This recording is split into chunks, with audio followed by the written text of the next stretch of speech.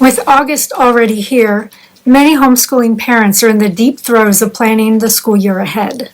I have been there, picking and choosing which curriculums to go with, deciding what topics to cover, poring through those online resources to decide which to purchase, and also realizing I don't have enough funds to purchase all the fancy options available that I want to use. These are difficult times we are living in.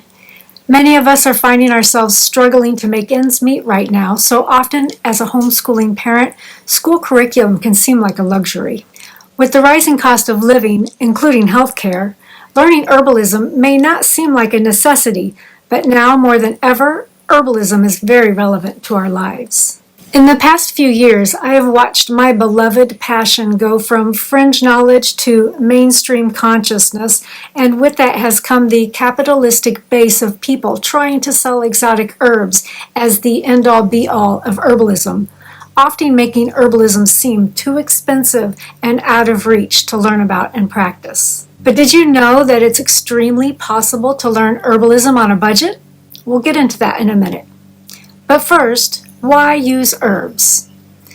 Herbalism, or the study or practice of the medicinal and therapeutic use of plants, is considered to be alternative medicine, when the reality is herbalism is the original medicine practice of humans. In fact, today at least 85% of all pharmaceuticals are derived from plant constituents. That means that 85% or more of all the medications available today are here because of a plant. While many pharmaceuticals are derived from plants, most often a few single constituents are removed from a plant and synthesized to become only a trace of the original plant. Because of this, pharmaceuticals are often stronger than herbs, but that does not come without consequences. Let's take willow bark or meadowsweet, for example. These plants contain salicylic acid, the main ingredient in aspirin, which was once derived from these plants, but it's now made from crude oil. Salicylic acid in the form of aspirin is known to cause problematic side effects such as gastric bleeding and ulcers because that constituent has been isolated and removed from the other constituents of the plant. However, when using willow, the salicylic acid is buffered by all those other constituents to help prevent and combat gastric bleeding and ulcers, and has even been known to help heal these issues. Not only are plants more gentle and protective of the body, but they also remain resistant against strains of bacteria. Have you ever heard of someone using an antibiotic only to have it fail and to have to take a stronger antibiotic because the bacteria became resistant to the medicine? When taking an herb that is an antibiotic, this does not happen. And while we can have a reaction to an herb when we are taking it, just as we can have a reaction to a pharmaceutical medicine when we are taking that, the likelihood of having a strong reaction is much less, and it's often quickly resolved when you stop taking it. Pharmaceuticals can have stronger side effects and cause stronger reactions that can take much longer for the body to process. Herbs typically don't react with each other as well, although this can happen, but it's less common than when someone is taking 3 or more pharmaceuticals. Another reason to choose herbs is cost. Pharmaceuticals can be extremely expensive, while herbs can be free if you know where and when to find them in nature. Which brings us back around to the topic of teaching herbalism on a budget.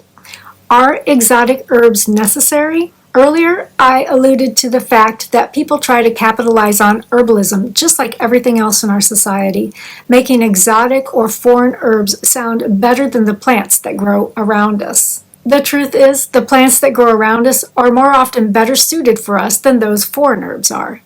For one, they're generally more abundant and easy to find. And it's often said in the herbal world that plants come to you when you need them. I have seen this many times over the years, lamenting the fact that a certain plant didn't grow near me, even though I really didn't have a use for it at the time, only to have a patch of it pop up in my backyard right when I needed that plant. Similarly, they have adapted to the same environment that you have, so the natural biome is familiar to your body, making it more easily accepted and utilized. And while there is a time and place for exotic or foreign herbs that local herbs can't help with, more often than not, even the most basic and simple herbs can be quite effective. Another great reason to focus on local plants is that you are guaranteed to have fresh herbs that are harvested at their peak, instead of herbs that may have been harvested in bulk, whether or not they were ready to be harvested, or should have been harvested long before.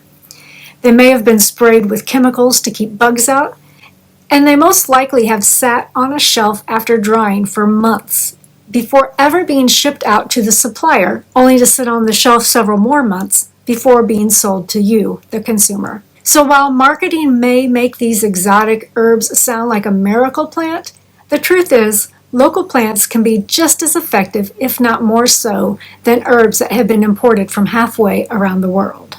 Herbalism that won't break the bank. So how can you teach herbalism without breaking the bank?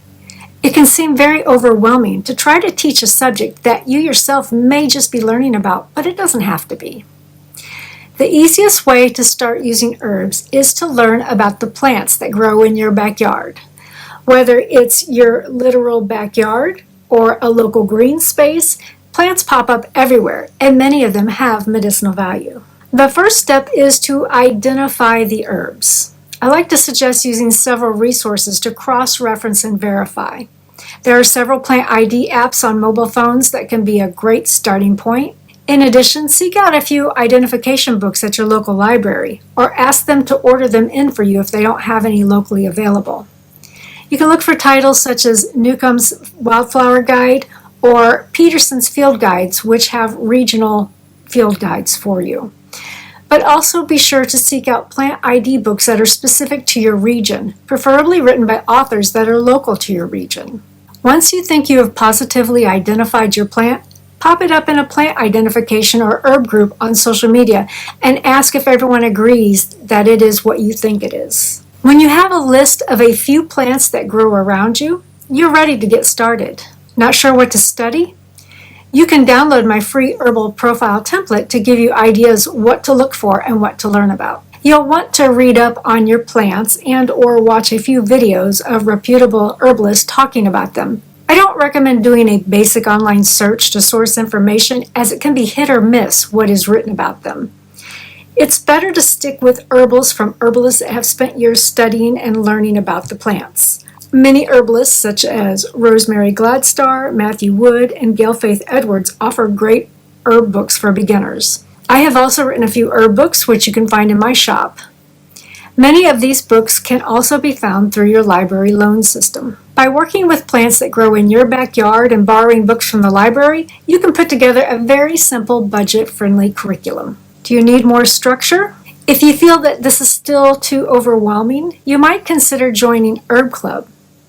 At only $10 a month, you will have access to dozens of herb lessons, many of which are easy to find growing nearby or grow easily from seed. In Herb Club, you not only get a copy of the revised original ebooks, but you also get expanded curriculum ideas for all age levels, as well as video lessons that will teach about the plant through identification, botany, stories, drawing, tutorials, and more. When you become a member, you automatically have access to all the available lessons, so you can pick and choose what works best for you and your family. There's no obligation to stay a member, and you can cancel your membership at any time. There are also annual and lifetime memberships available, which offer even more savings. Teaching herbalism doesn't have to break the bank, and it can be a rewarding and enriching part of your children's education. Besides teaching your kids about the uses of plants that grow all around us, you are also empowering them to take charge of their own health and giving them resources they can use for their entire life.